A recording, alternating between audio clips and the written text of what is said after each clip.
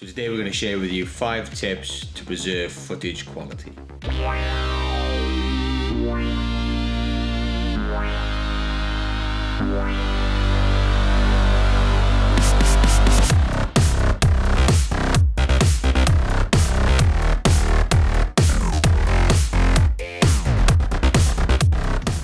So you've taken your footage from camera into the machine, you're very happy with it, you start pushing, pulling, adding things, boosting things, and the footage is turning to absolute crap. Well, this is 5 things to help that from happening in the future.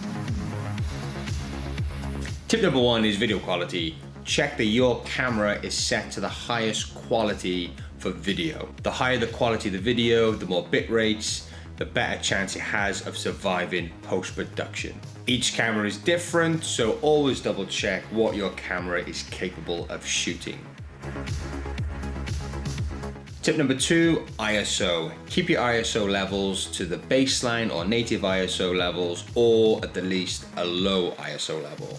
The higher the ISO, the more sensitive you're making the sensor, and the nasty side effects of that could be grain, weird color shifting, and some digital artifacting. Now, some cameras have higher ISO capabilities, like the Sony A700 III, that can pretty much shoot in the dark, but then there are other cameras, such as the GH4, which do not cope well in low light, and if you try and boost that ISO, the footage will look like shit.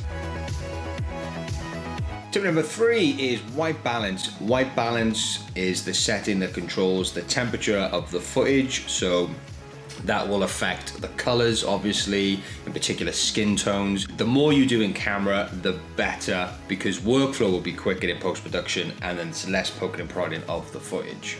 I would suggest you buy gray cards or white cards to set white balance, so the next time you're on a shoot, just grab one of those bad boys out, set the white balance, you're good to go.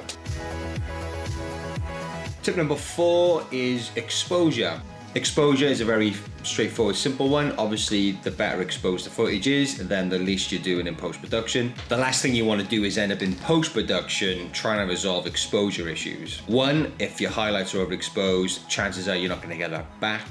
2, workflow will take a lot longer. And 3, you will see a footage starting to break down the more you push and pull that footage. Great tools to help with exposure: histograms, false colors, vector scopes, and zebra stripes. So make sure you got all those enabled on your camera or on your external monitor to help you nail exposure. Number 5 is log profile. I understand not all of you out there will have a log profile on your camera, so I apologize for that, but you can try and desaturate, decontrast, desharpen your profile which you're shooting to help with post.